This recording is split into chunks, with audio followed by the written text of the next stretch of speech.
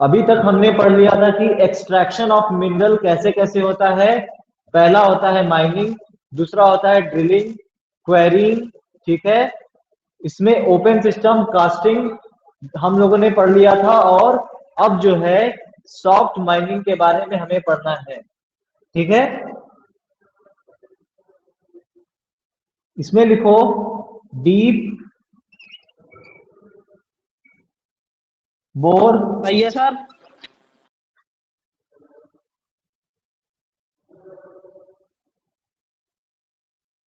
Deep bore, sir open cast mining आया था। Open cast, हाँ हाँ। Deep bore called shop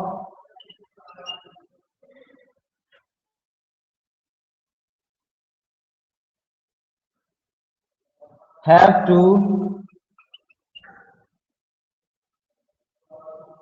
to be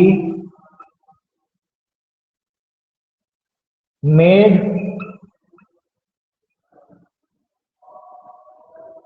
to reach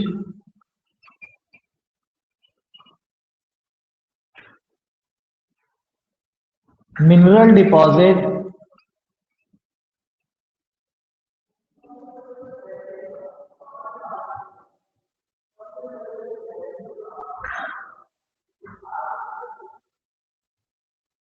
that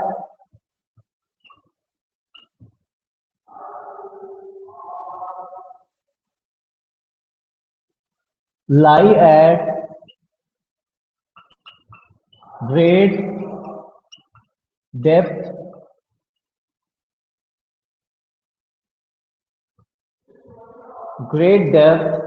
is called soft mining। Deep bore करने के लिए जो हम मशीनों और सॉफ्ट का यूज करते हैं वो सारी कि नहीं रहा वो चीजें, डिपॉजिट के बाद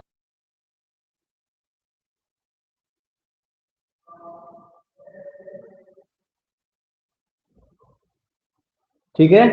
deep bore called shafts have to be made to reach mineral deposit that lie at great depth, ठीक है।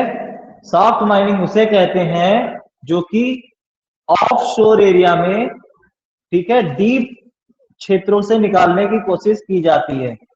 इसमें कौन कौन सा होता है? ग्रेट डेप्थ के बाद क्या लिख रहा है? That lie at great depth, ठीक है। अगला पॉइंट है ड्रिलिंग। ड्रिलिंग क्या होता है इसको समझो। सर हो गया? बताओ। ओपन कास्ट माइनिंग कब कराया था आपने? चलो कर लो, उसे भी कराया था मैंने, लेकिन चलो।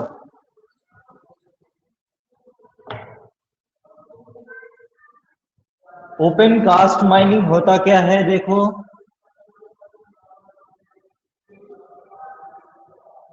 Open cast mining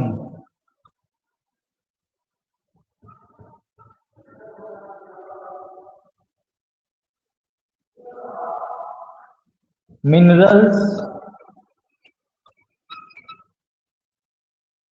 that lies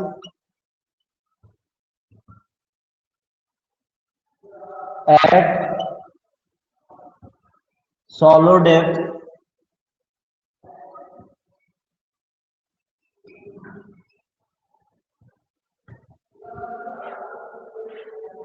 are taken out by removing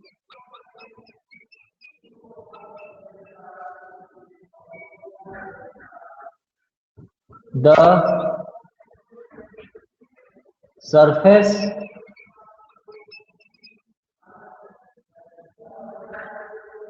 layer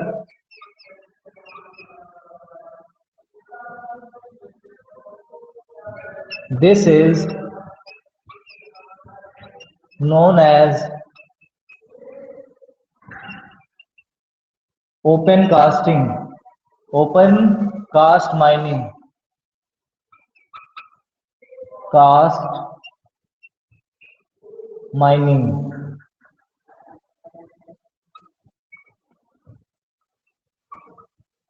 ठीक है, minerals lie in the सॉलो depth, बहुत अंदर की तरफ का वह सारी मटेरियल्स, मिनरल्स जो खोद मतलब लेयर जो टेकन आउट, जो बाहर किए जाते हैं, removing from the surface of surface layer, surface के लेयर से बाहर निकाले जाते हैं, वो चीजें ओपन कास्ट माइनिंग में कहलाती हैं। ये ज्यादा डेप्थ तक नहीं रहते हैं, ठीक है, सॉलो डेप्थ तक ही रहते हैं, मतलब कम गहराई तक रहते हैं। और जबकि जो ओपन सॉफ्ट माइनिंग है वह क्या है, वो बहुत ज्यादा डेप्थ तक रहते हैं, उनके लिए बड़े बड़े मशीनों की जरूरत पड़ती है।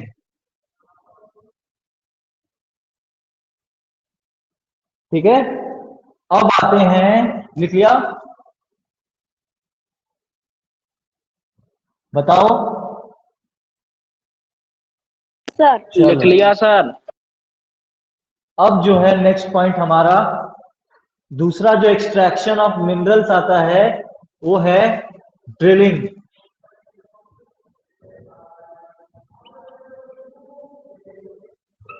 ठीक है, ड्रिलिंग क्या है, ड्रिलिंग मतलब कि खुदाई करके, ठीक है,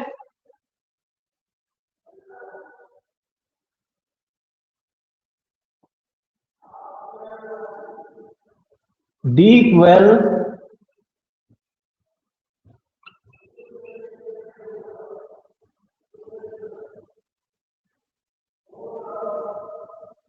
are bored to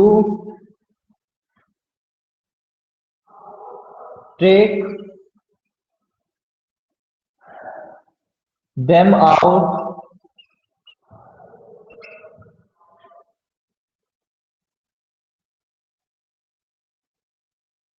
this is called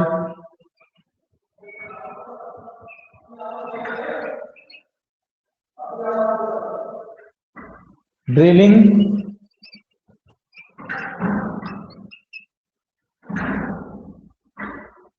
ठीक है, छोटी सी बात है, जो जगह बहुत वेल के लिए यानी कुओं के खुदाई के लिए और वहां से एक्सट्रैक्ट मिनरल को एक्सट्रैक्ट करने के लिए जिस तरीके से हम खुदाई करते हैं उसे ही ड्रिलिंग कहा जाता है। ठीक है, मिनरल्स को निकालने के लिए वहां से बहुत ज्यादा जो कुएं को बनाया जाता है वो ड्रिलिंग कहलाता है, वो प्रोसेस ड्रिलिंग कहलाता है।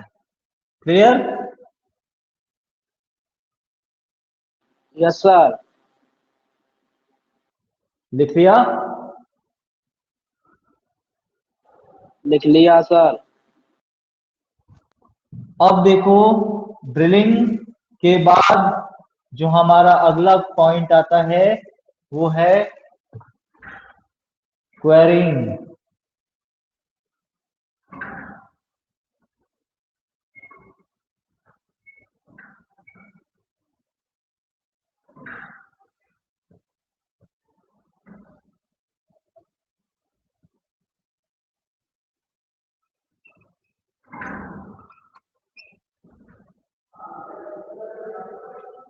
ठीक है, क्वेरिंग क्या होता है, ये इसका मतलब हिंदी में होता है उत्खनन।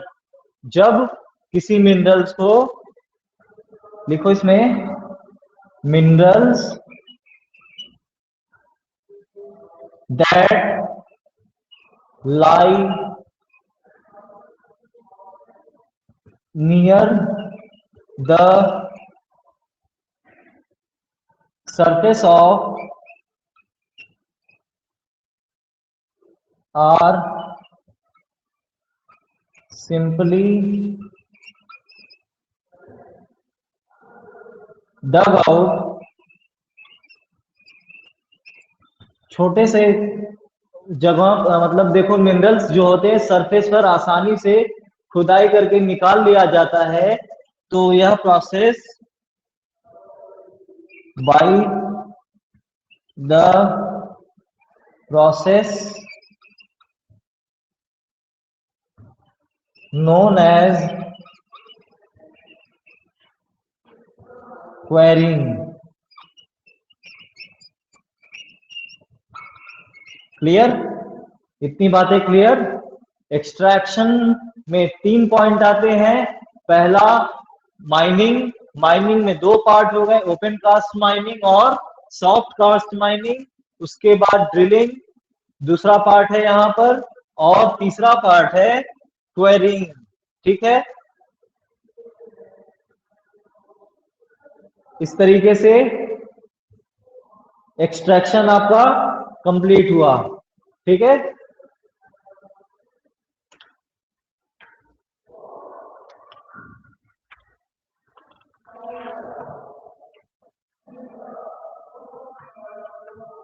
सर हो गया।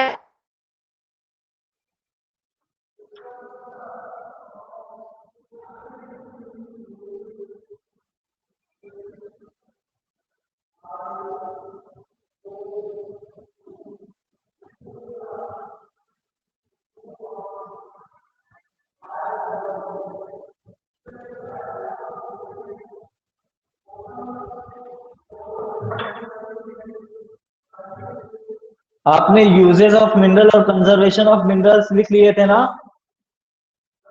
समझ में आ गया था? लिख लिया था उस दिन मैंने। नहीं लिखे हाँ, सर, नहीं होमवर्क में लिखे। दिया था मैं। अंटार्कटिका तक नहीं सर, आपने होमवर्क में पढ़ने के लिए दिया था और आप कह रहे थे उस दिन मैं इनको लिखा दूंगा। यूजेस पे लिख लो, चलो यूजेस में लिख लो, uses of mineral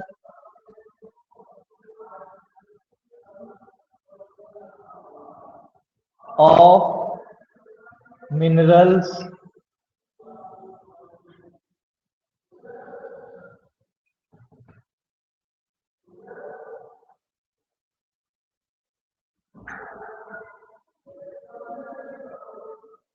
star point first में लिख लो।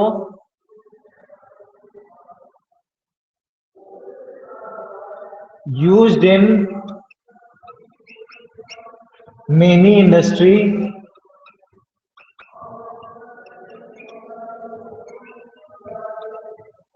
दूसरा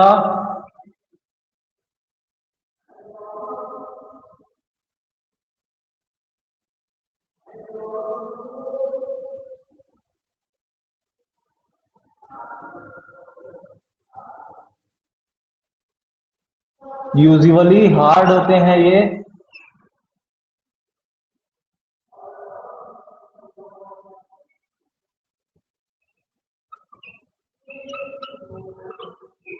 हार्ड सब्सटेंस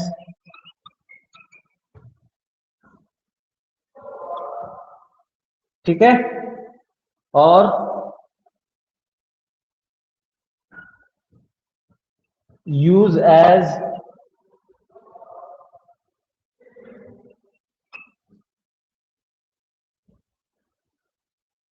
ज्वेलरी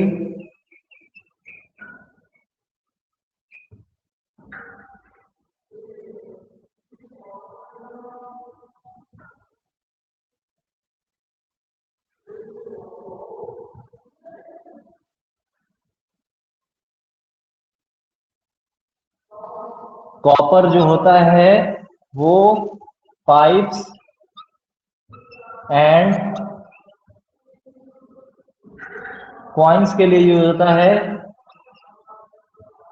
और सिलिकॉन जो होता है वो क्वार्ट्ज के फॉर्म में यूज होता है।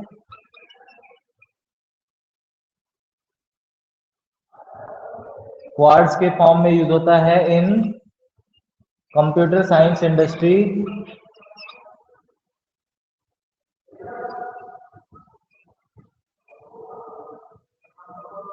फिर एक क्वार्ट्ज क्या होता है? क्वार्ट्ज से तुम्हारे कोर प्रोसेसर्स और ये सब जो इंटरनल बनते हैं वो सारी चीजें सिलिकॉन से बनती है क्वार्ट्ज के फॉर्म में। क्वार्ट्ज एक मिनरल है जो किससे निकलता है, सिलिकॉन से।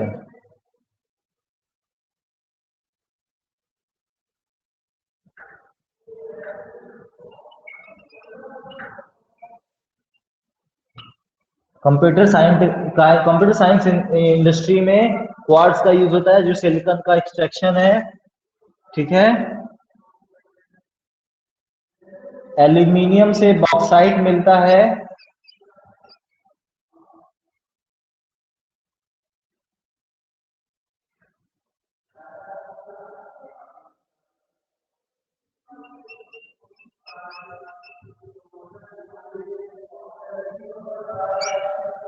ठीक है।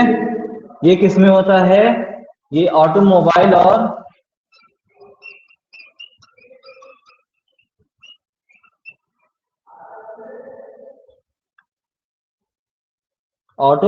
और एरोप्लेन्स में ज्यादा यूज होता है।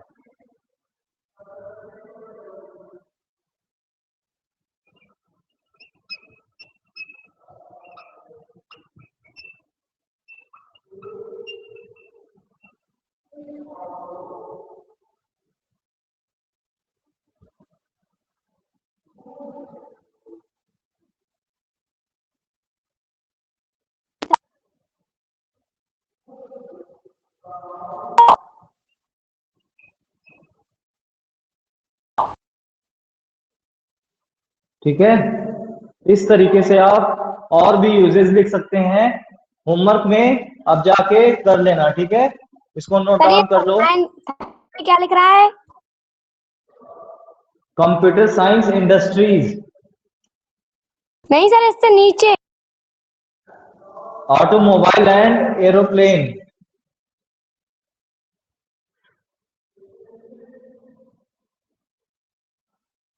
एयरप्लेन,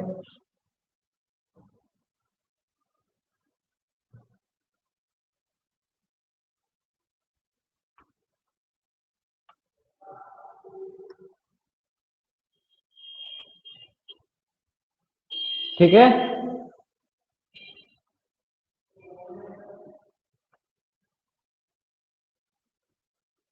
सर हो गया।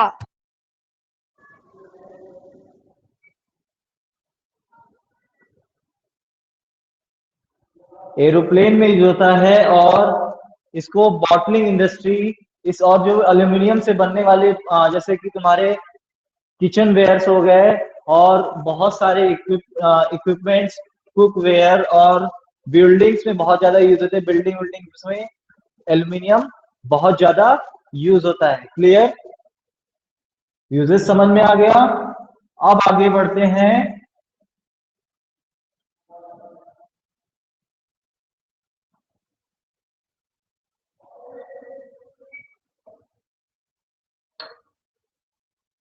कंजर्वेशन आप अपने से कर लेना, ठीक है, पढ़ लिया होगा। सर नहीं करा। कर हमने तो लेना उसके बारे में पढ़ा था। आज कर लेना।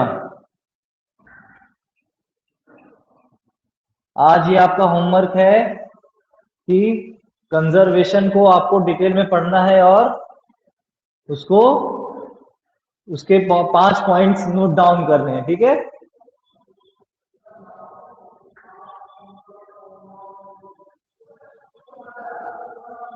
चलो,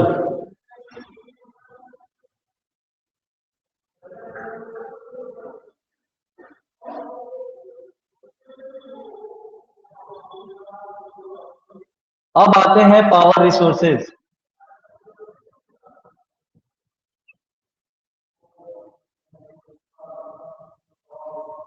पावर रिसोर्सेज क्या होते हैं, इन्हें किस तरीके से यूज किया जाता है। पावर रिसोर्सेज में दो टाइप होते हैं, एक होता है एक होता है कन्वेंशनल रिसोर्सेज और दूसरा होता है नॉन कन्वेंशनल रिसोर्सेज, ठीक है। पावर एनर्जी जो होता है वो हमारे जीवन में एक बड़ा रोल अदा करती है, ठीक है। इसमें देखो कैसे वह करती है, इसमें एक शॉर्ट स्टोरी दी हुई है, शॉर्ट स्टोरी को समझते हैं, फिर उसके बाद करते हैं, ठीक है। Sunny's mother began her day by switching on geyser, ठीक है। सनीज मदर जो है, सनी की माँ जो है वो डे स्टार्ट करती हैं by switching on the geyser, geyser on करके। She irons Sunny's school uniform before waking him up, ठीक है। वो सनी के उठने से पहले पहले आयरन को उसके कपड़े को आयरन करती हैं। She then rush to the kitchen to prepare glass of orange juice for him in blender. फिर उसके बाद ब्लेंडर में वह जूस बनाती है, किसका? ऑरेंज का, ठीक है, सनी के लिए। Sunny have you finished your taking bath?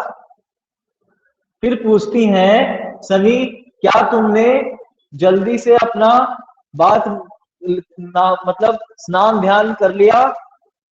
ठीक है। Come and have your breakfast, आओ अब अपना ब्रेकफास्ट कर लो। Called out mother while preparing breakfast on gas stove for Sunny, ठीक है। उसके बाद ये कहती हैं ब्रेकफास्ट बनाते हुए कि तुम जब वह स्टोव पर काम कर रही होती हैं। While going to school, Sunny forget to switch off light and fans. जब वह सनी स्कूल जाता है तो वह लाइट बंद करना भूल जाता है और फैन भी ऑफ करना भूल जाता है।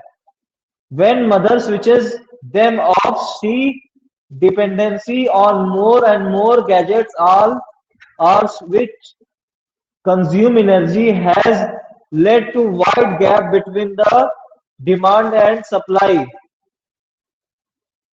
उनकी माता सोचती हैं कि सिटीज में तो इतने हम कंफर्टेबली रह लेते हैं गैजेट्स और इन सब के मामले में, for consume energy as a let between demand and the supply, demand और सप्लाई के माध्यम से हम मैनेज कर लेते हैं।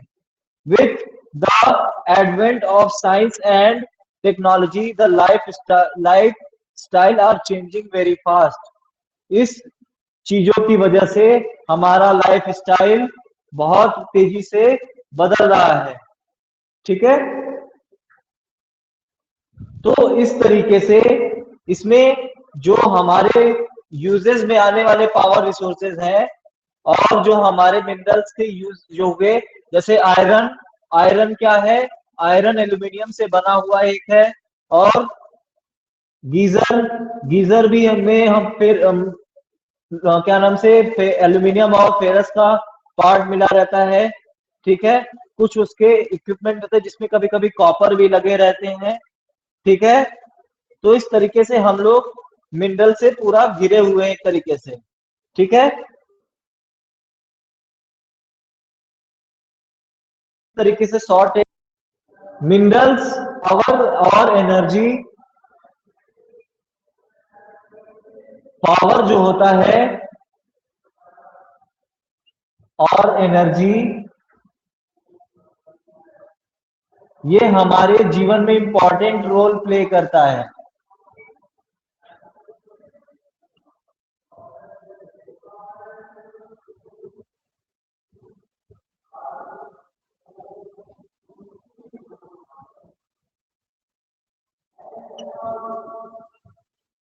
ठीक है। अब कैसे करता है? पहला, दूसरा, तीसरा, चौथा। पहला पावर का क्या यूज है? ये इंडस्ट्री में काफी यूज होता है, इंडस्ट्री। फिर उसके बाद ये एग्रीकल्चर,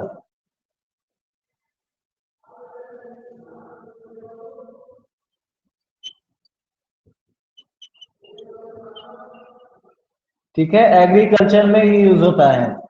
फिर उसके बाद ट्रांसपोर्टेशन,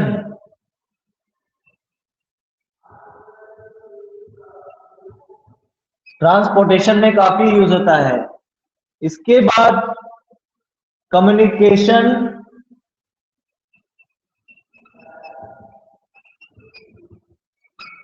और लास्ट जो और भी तरीके के हम एनर्जी को पावर और एनर्जी को हमारे लिए जो डिफेंस सबसे बड़ा रोल डिफेंस में करता है।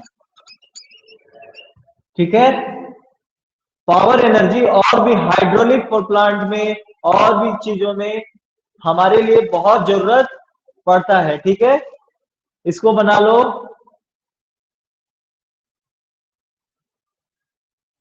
बना लिया। ठीक है, लिया सर। ठीक है, ठीक है। किया सर। देखो, अब पावर रिसोर्सेज जो होता है, पावर रिसोर्सेज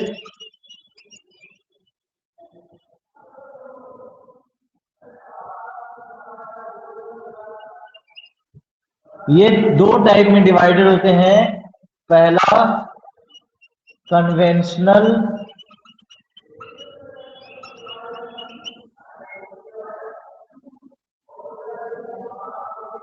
और दूसरा नॉन कन्वेंशनल।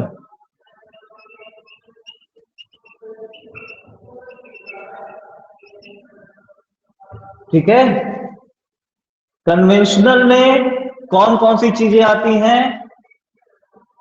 इसमें आता है फायरवुड। ठीक है, फायरवुड, कोल,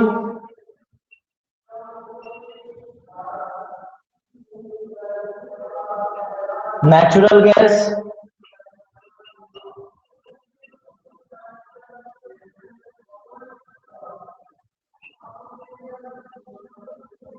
ठीक है, नेचुरल गैस, ये सारी चीजें कन्वेंशनल में आती हैं।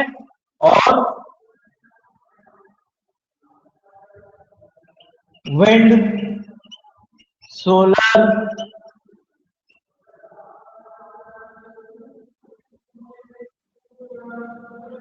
एनर्जी, ये सारी चीजें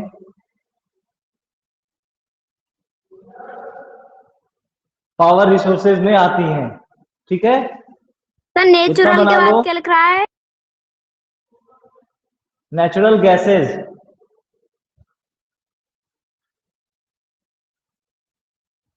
गैसेस, विंड, फिर उसके बाद नॉन कन्वेंशनल रिसोर्सेज में आते हैं विंड्स एंड सोलर एनर्जी।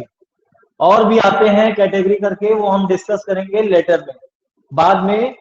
एक बार वन बाय स्टेप उसके हम क्लियर करते चलेंगे। ठीक है, हो गया? इतना बना लिया? Yes sir. चलो,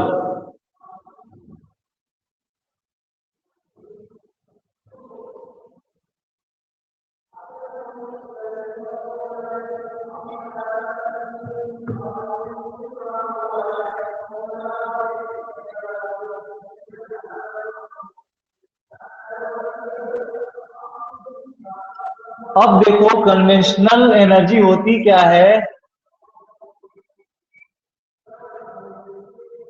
conventional sources. Conventional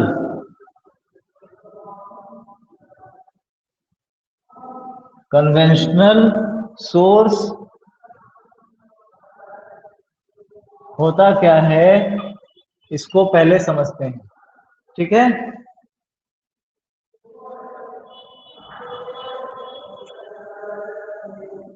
this energy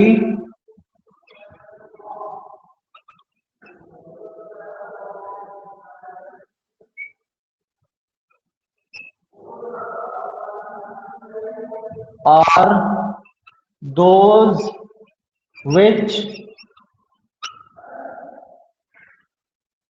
have been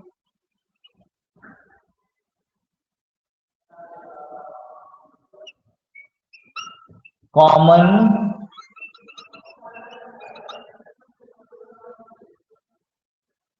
use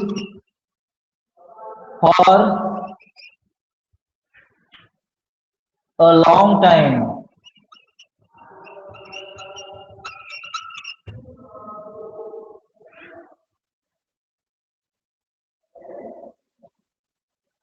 For example,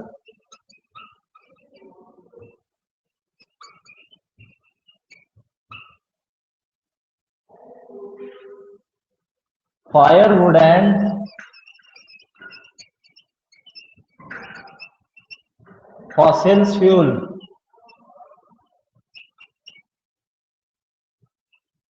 Clear? Firewood and fossil fuel.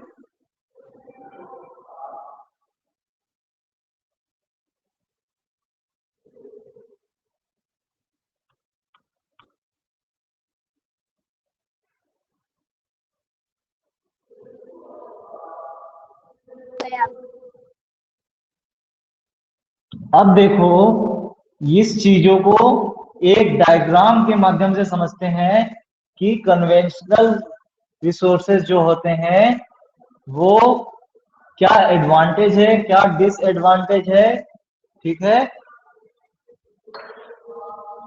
और कौन कौन से फॉर्म में होते हैं।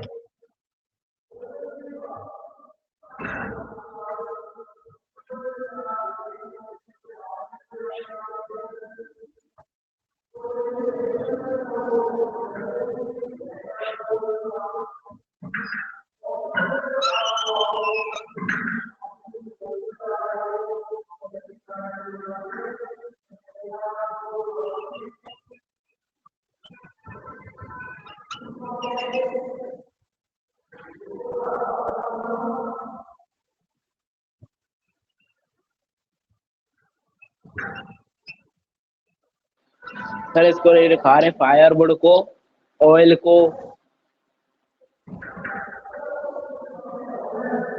क्या कह रहे सर हो? इससे पहले जो फायरवुड और ऑयल भी तो है। फॉसिल भी है, पेट्रोल भी है, पेट्रोलियम भी है, कोल भी है, सब कुछ है। अब सारे एग्जाम्पल थोड़ी ना लिखाए जा सकते हैं। बोलो बोलो। तो सर ऐसा डायग्राम तो ऑयल का भी है, डिसएडवांटेज एडवांटेज। हाँ तो बेटा वो सारे पार्ट्स हैं, और भी उसके अलावा भी हो सकते हैं भी, ठीक है, इतने केवल आपको जानकारी में रखने के लिए दिए गए। अब सारे को एक्सेट्रा में लिखा जा सकता है ना। Conventional sources of energy,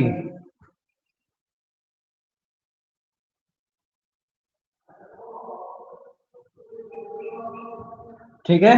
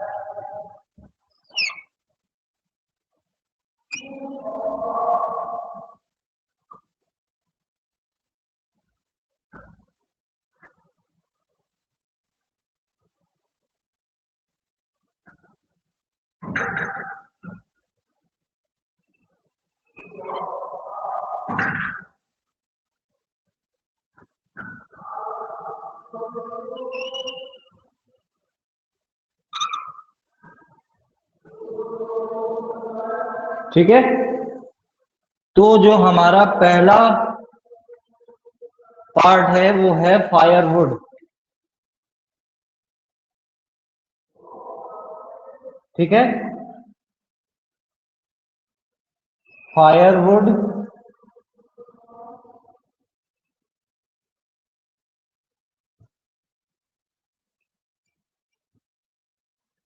firewood के एडवांटेज और डिसएडवांटेज।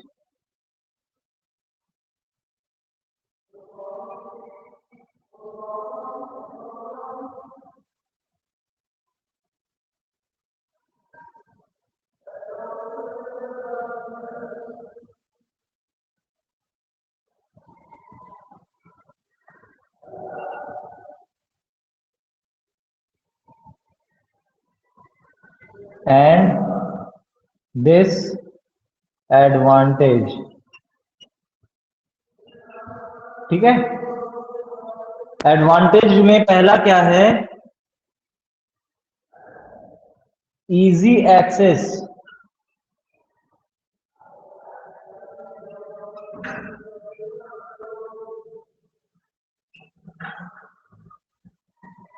इजी एक्सेस, बोलता चल रहा हूं, लिखते भी चलो।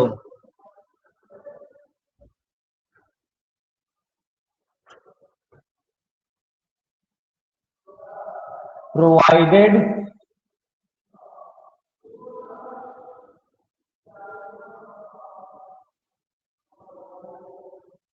एनर्जी टू अ लार्ज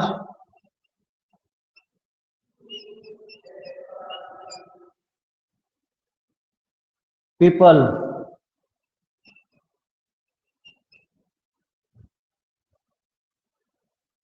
दिख रहा है? Easy access and provide energy to large people.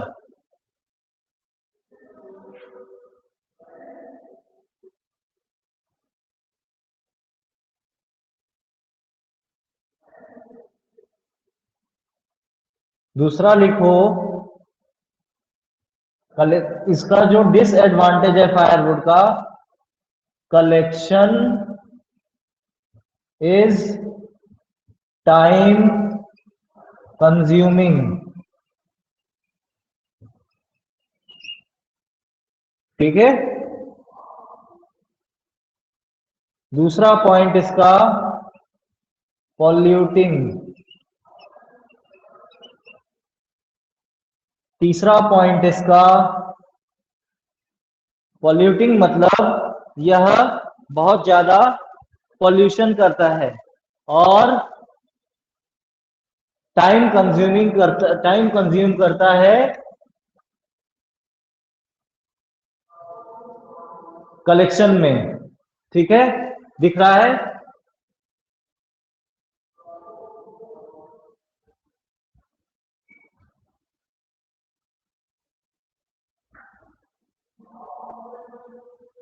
दिख रहा है सर। Green house effect. ठीक है, ग्रीन हाउस इफेक्ट भी इससे होता है। ठीक है, और सबसे बड़ा कारण जो है डिफॉरेस्टेशन।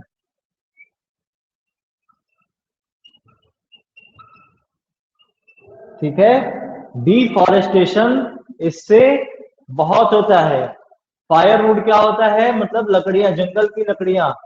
ठीक है, जो आग जलाने योग्य लकड़ियां होती हैं उसे फायरवुड कहते हैं।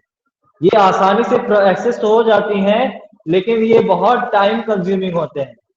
Provided energy to large people, यह बहुत से मनुष्यों को बहुत ज्यादा एनर्जी के रूप में प्राप्त करने वाली सबसे अच्छी साधन है। लेकिन सबसे बड़ा कारण क्या है? यह पॉल्यूटिंग है और ग्रीन हाउस इफेक्ट जनरेट करती है और डिफॉरेस्टेशन को बढ़ावा देती है। ठीक है,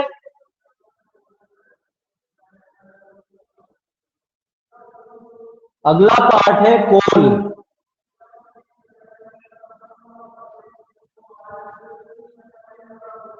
इसका डिसएडवांटेज और एडवांटेज लिख लो।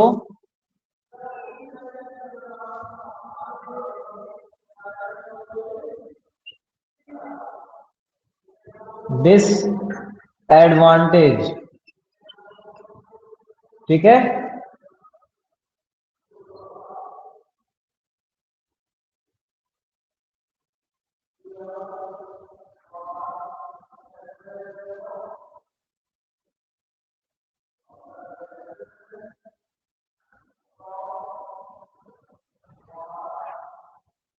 extensively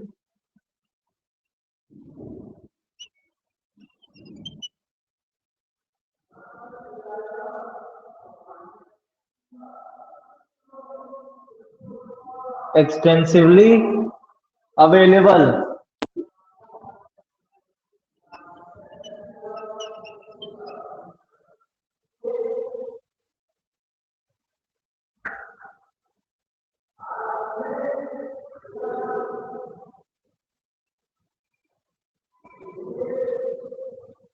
extensively available and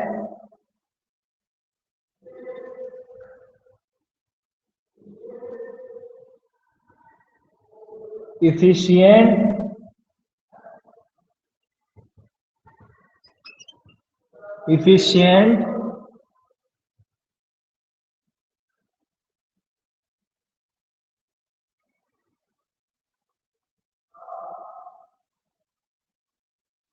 conversion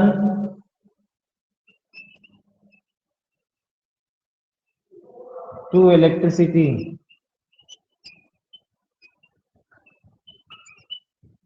done, समझ में आया? ये जो है कोल एक्सटेंसिवली बहुत ज्यादा यूज होता है, ठीक है, अवेलेबल भी होता है और इफिशिएंट कन्वर्स टू इलेक्ट्रिसिटी, इसे इसके माध्यम से आसानी से इलेक्ट्रिसिटी प्रोड्यूस की जा सकती है।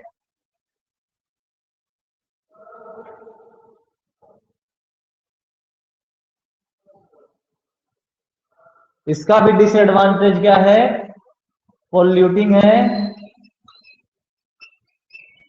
और दूसरा बल्कि है, बल्कि इन ट्रांसपोर्टेशन।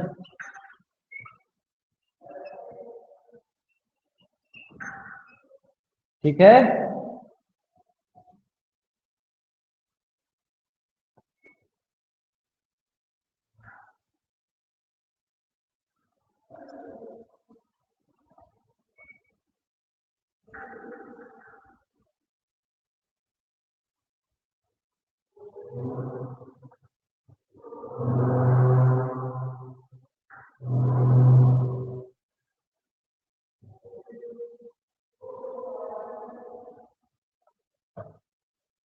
इसके बाद आता है ऑयल।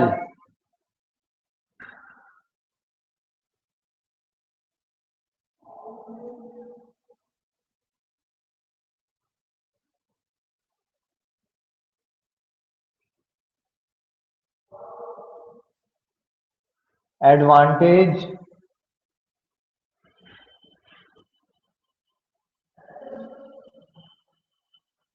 एडवांटेज ठीक है, और डिसएडवांटेज।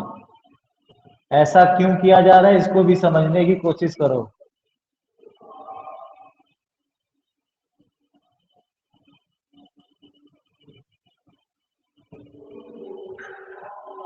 ऑयल जो होता है वो जब ऑयल का एक्सट्रैक्शन किया जाता है तब वहां से पेट्रोलियम भी मिलता है और नेचुरल गैस भी मिलता है।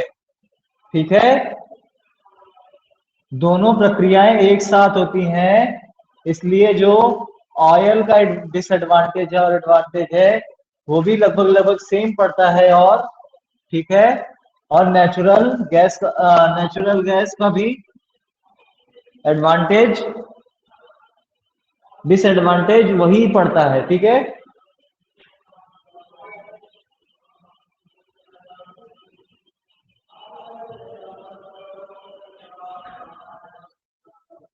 इन दोनों के सोर्स के डिसएडवांटेज लगभग लगभग बराबर हैं। ठीक है, तो इसे समझने की कोशिश करो। कैसे? देखो,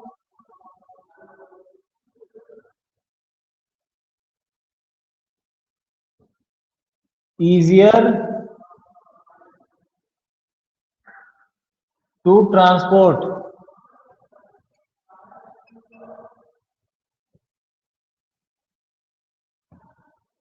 ठीक है, easier to transport in tankers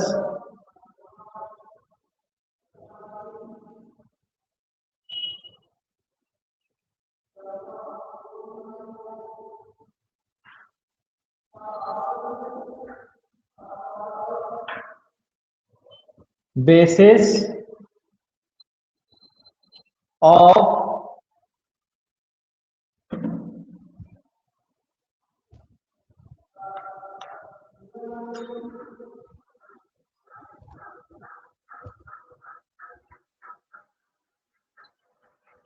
petroleum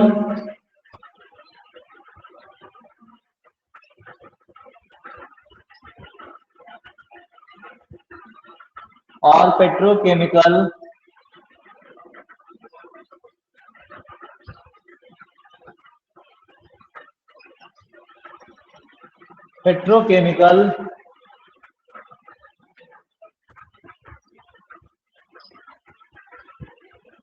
industry,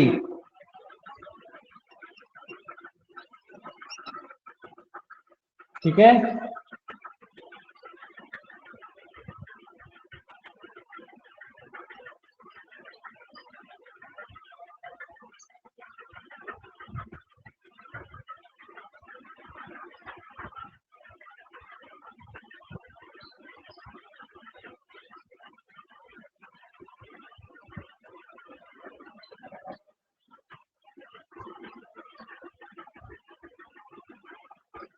इसमें देखो नेचुरल गैस में इजियर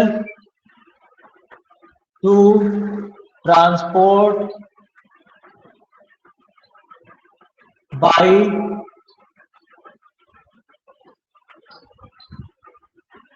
पाइपलाइंस, ठीक है।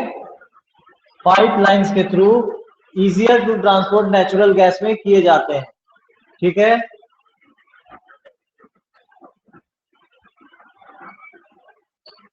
और ये एडवांटेज इसका क्या होता है, ये जो रिसोर्स है ये cleaner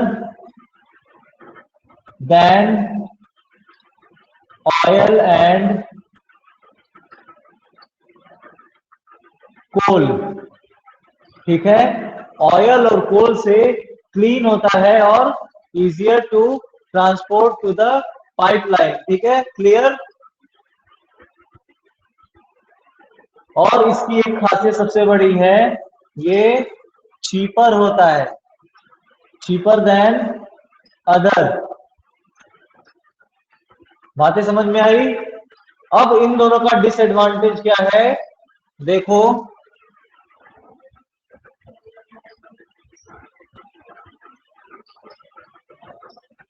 deflection of oxygen, oxygen का डिप्लेक्शन इसमें ज्यादा होता है, ठीक है। जब इसको ट्रांसपोर्टेशन से निकलने वाले जो इसके हानि जो एयर पॉल्यूटेंट्स होते हैं वो डिफ्लेक्शन ऑफ ऑक्सीजन करते हैं, ठीक है।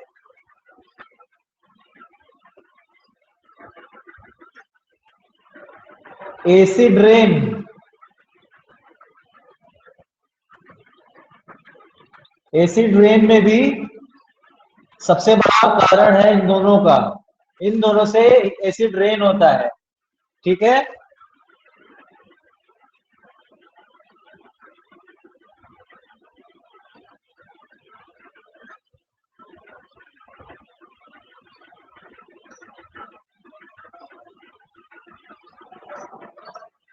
एक्सप्लॉयटेशन ऑफ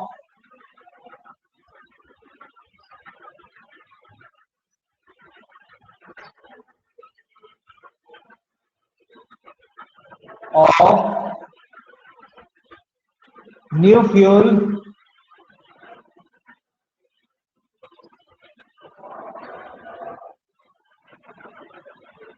फ्यूल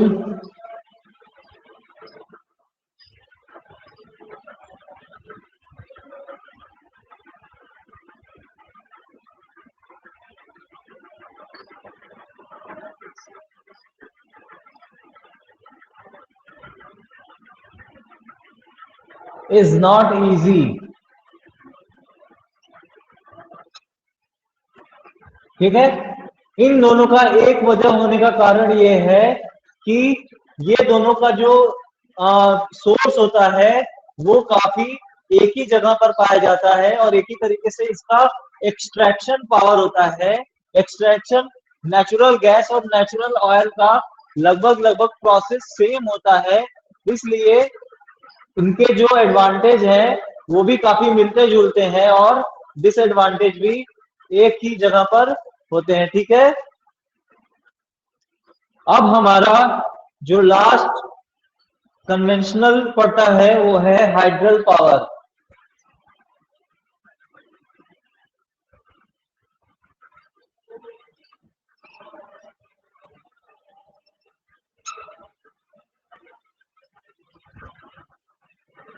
ठीक है, इतना हो गया तो बताओ, इतना बन गया, इतना हो गया, बना लिया इतना? प्रीति, आशीष, बना लिया यस इतना? सर।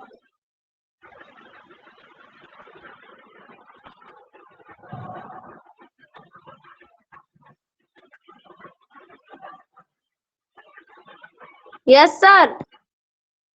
ठीक है, ठीक है।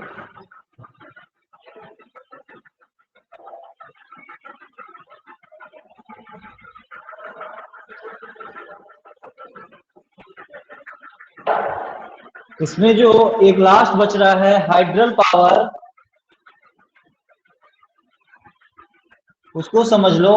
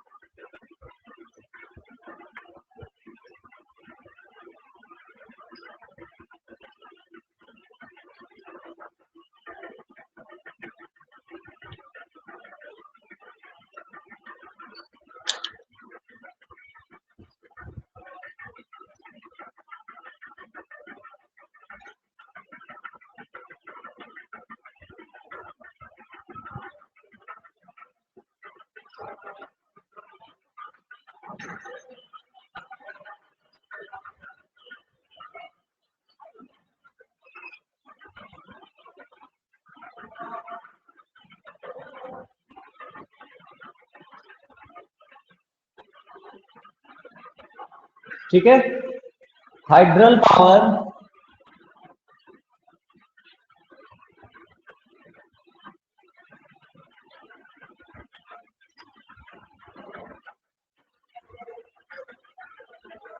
हाइडल पावर जिसे कहते हैं,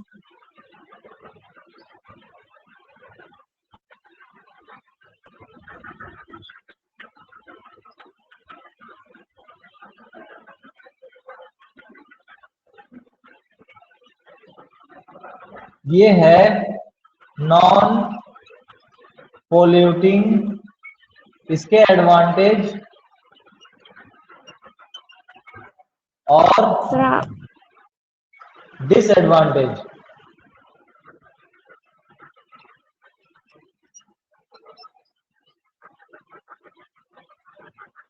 ठीक है,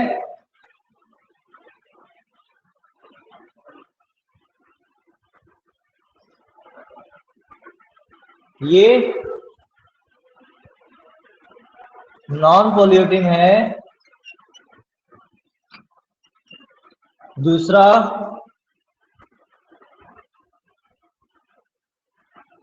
प्रमोटिंग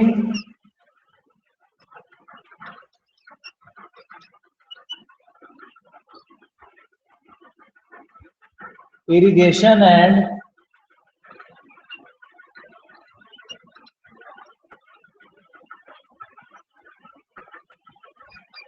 फिशरीज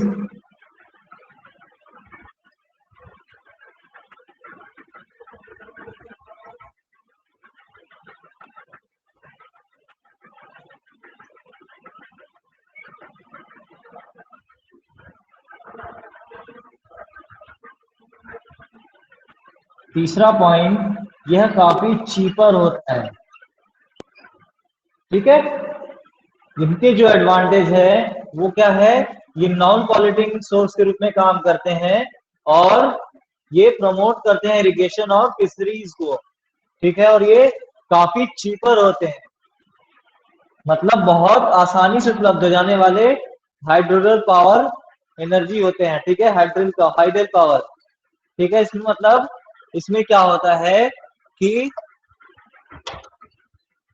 जो बांध या डैम बना दिए जाते हैं, ठीक है, इन सारी चीजों से हम इन रिसोर्सेज को अपने यूजेज में लाके कर सकते हैं, इलेक्ट्रिसिटी जनरेट करने के लिए कर सकते हैं इसमें हाइडल के लिए, ठीक है।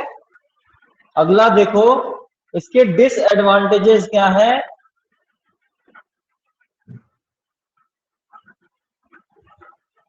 डिस्प्लेसमेंट ऑफ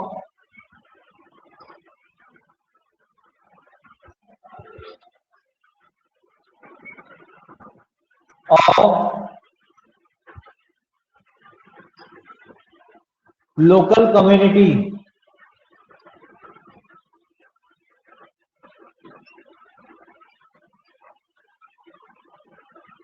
ठीक है। यहां पर ये चीज जानने वाली जरूरी होती है, जब कोई डैम का प्रोजेक्ट करना होता है तो उसमें जो जगह स्पेस चाहिए होता है वो काफी बड़ा, काफी किलोमीटर में चाहिए होता है, जिससे डिस्प्लेसमेंट जो है, कम्युनिटियों का डिस्प्लेसमेंट, समूहों का डेवलपमेंट, डिस्प्लेसमेंट एक स्थान से दूसरे स्थान हटाना पड़ता है, क्योंकि उसके लिए काफी लेक बनाने की जरूरत पड़ती है, डैम के लिए जगह जरूरत पड़ती है, पानी इकट्ठे करने के लिए सोर्स की जरूरत पड़ती है। इस तरीके से वहां के लोकल कम्युनिटी को डिस्प्लेस करना पड़ता है, ठीक है।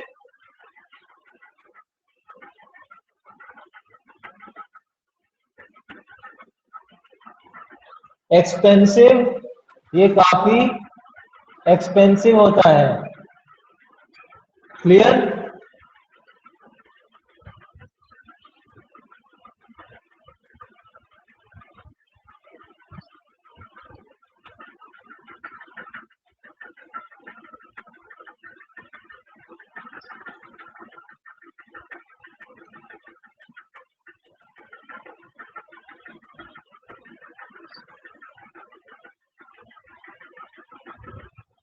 और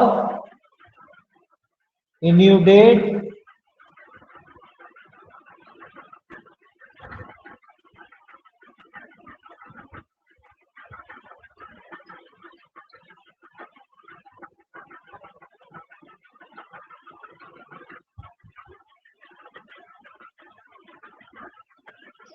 लो लेइंग रीजन,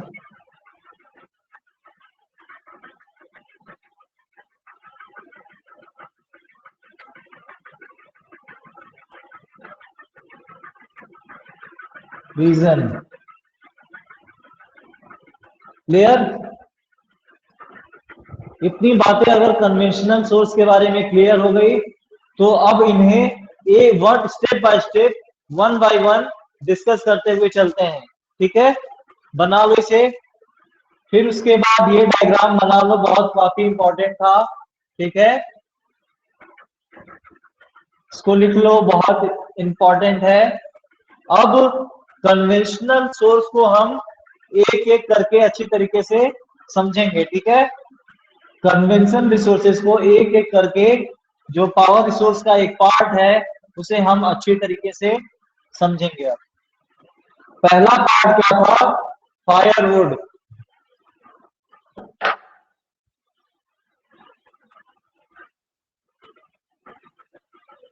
फायरवुड जंगल से जो प्राप्त लकड़ियां होती हैं, या फिर ऐसी सूखी लकड़ियां जो हमारे यूजफुल में, हमारे हमारे बहुत ज्यादा उपयोगी होते हैं, उनको, उनके लिए हम इस ऐसी लकड़ियों को हम फायरवुड कहते हैं, ठीक है। अब देखो,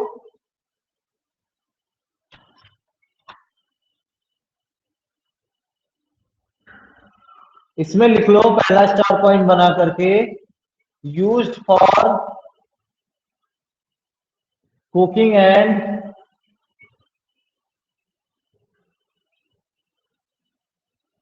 हीटिंग। ठीक है,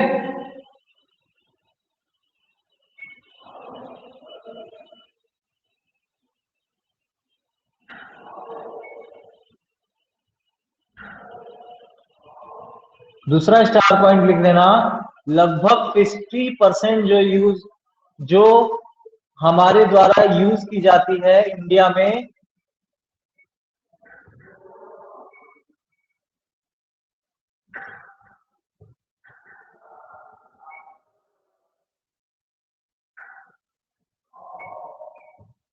इट इज यूज्ड। ठीक है, 50% इंडिया में यह लगभग यूज की जाती है। ठीक है,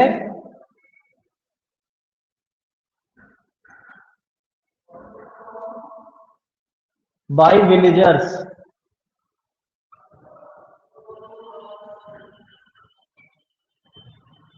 ठीक है,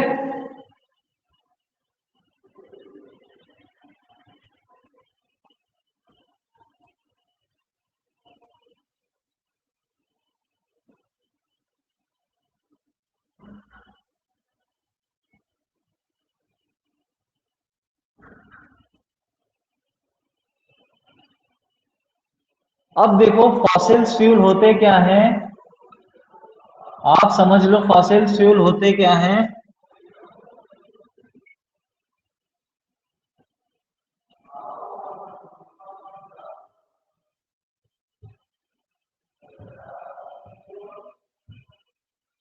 इसके बारे में दो तीन एक पॉइंट लिख लो। Remain plant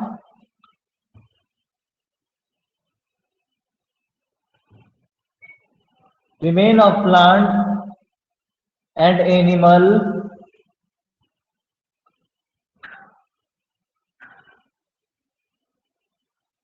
which are buried। Buried का मतलब होता है दबा होना। ठीक है, गहराई में दबा होना।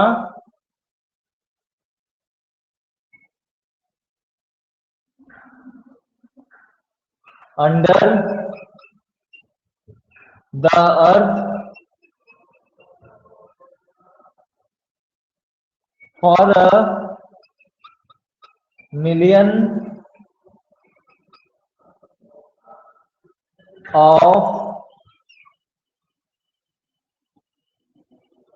year got converted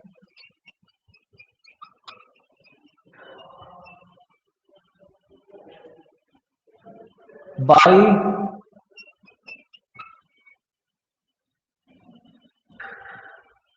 heat and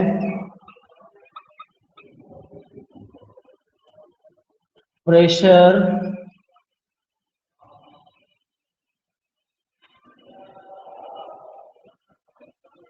is called fossil fuel।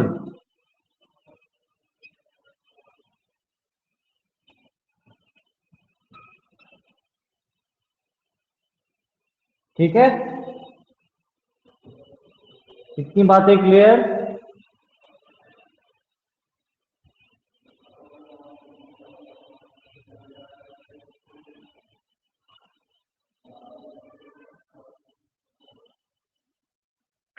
आपको पता होना चाहिए कि फॉसिल्स फ्यूल के अंदर ही फॉसिल फ्यूल के अंदर ही क्या क्या आते हैं, नेचुरल गैस, ऑयल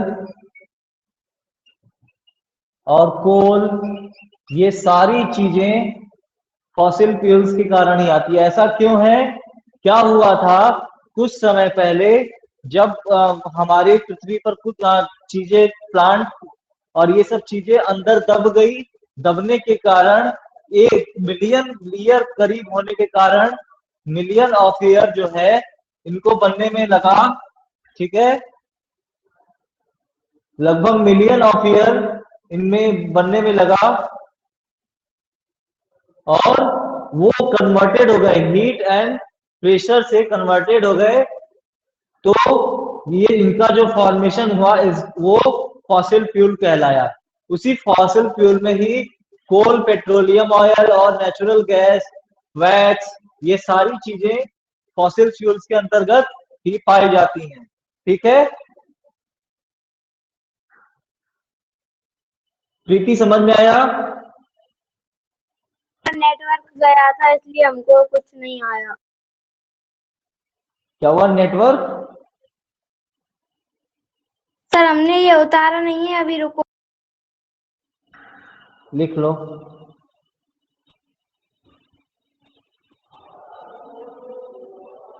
लाखों समय से, मतलब ऐसा था कि, ऐसा समझो, करीब लाखों करोड़ों साल पहले प्लांट और एनिमल्स और ये सारी चीजें अंदर दब गई। दबने के बाद हीट और प्रेशर के कारण ये एक फॉसिल फ्यूल में कन्वर्टेड हो गए। हाँ, ठीक है। उसमें तो ये फॉसिल फ्यूल में क्या क्या आते हैं? नेचुरल गैसेस, पेट्रोलियम ऑयल, कोल, और भी वैक्स, ठीक है, पेट्रोलियम वैक्स, और क्या आ सकते हैं? ग्रीसेस, ठीक है। अब जो प्यूरिफाई होकर निकलते हैं वो अलग अलग फॉसिल फ्यूल, ये पूरे सब चीजों का एक समूह होता है।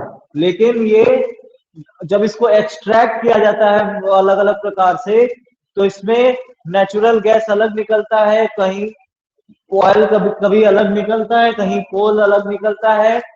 ये डिफरेंट डिफरेंट जगहों पर डिफरेंट डिफरेंट तरीके से निकलता है। ठीक है, बातें समझ में आ गई? Yes sir, yes yes sir, sir. Sir अभी यस रेज सर, मत करना। नहीं नहीं, लिख लो।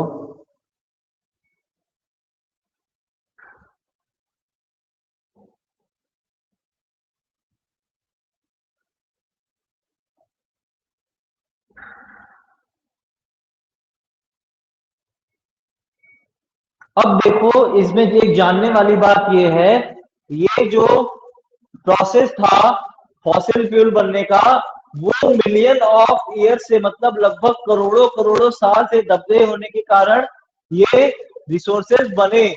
ये रिसोर्सेज को हमें बहुत संभाल के खर्चा करना है, क्योंकि यह जो है एक्सटिंक्ट एरिया में है। ठीक है, विलुप्त प्राय है, ये भी खत्म हो जाएंगे। हमारे इन्हें बहुत बहुत समझ के यूज करना चाहिए, क्योंकि यह पॉल्यूटेंट एजेंट के रूप में भी काम करते हैं, और ये पॉल्यूशन भी करते हैं, और साथ ही साथ एनर्जी भी देते हैं। इनके कुछ एडवांटेजेस भी हैं, डिसएडवांटेज, जिन्हें हमें पढ़ा, लेकिन ये बहुत कम मात्रा में है और सीमित मात्रा में है।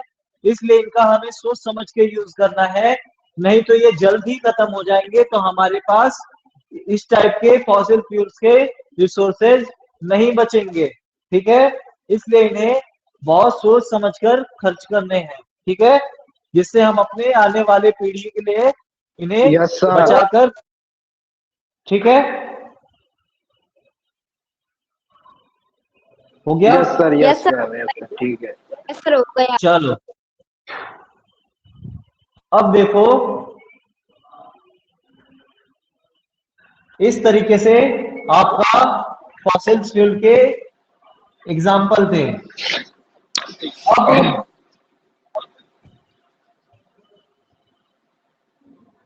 सर,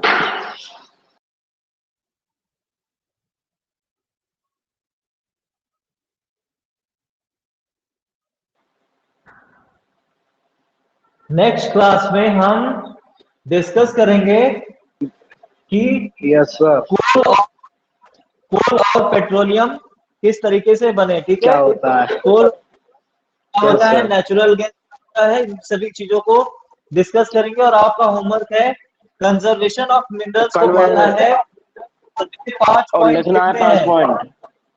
हाँ, यस ठीक है, सर, ठीक है सर, इसके ठीक बारे है। में। चलो, और क्लास सारे यूनिट्स को आपने एक बार फिर से रिवाइज करके एक्टिविटी करनी है, और क्वेश्चन आंसर को HW कॉपी में मैंने भेज दिया है, व्हाट्सएप पे भेज दिया, उसे HW कॉपी में नोट करना है, ठीक है। होमवर्क की लिए कॉपी सर। में नोट होना चाहिए, ठीक है। चलो ठीक है सर। ठीक है बच्चों, ध्यान रखो, पढ़ाई यस करो, सर। तो कभी भी कॉल करो, नंबर है व्हाट्सएप नंबर 7081136868। यस सर, वो तो आप लिंक भेजते हो, एडमिन्स में भी है आपका नंबर। हाँ वो भी है, ठीक है। आप लोग नंबर इसमें कॉल कर सकते हैं, कभी भी क्वेश्चन रहे तो आप कॉल कर सकते हो, ठीक है। यस सर, चलो बिल्कुल। चलो बेटा, तैयारी करो और अच्छे से पढ़ो। चलो, गुड बाय।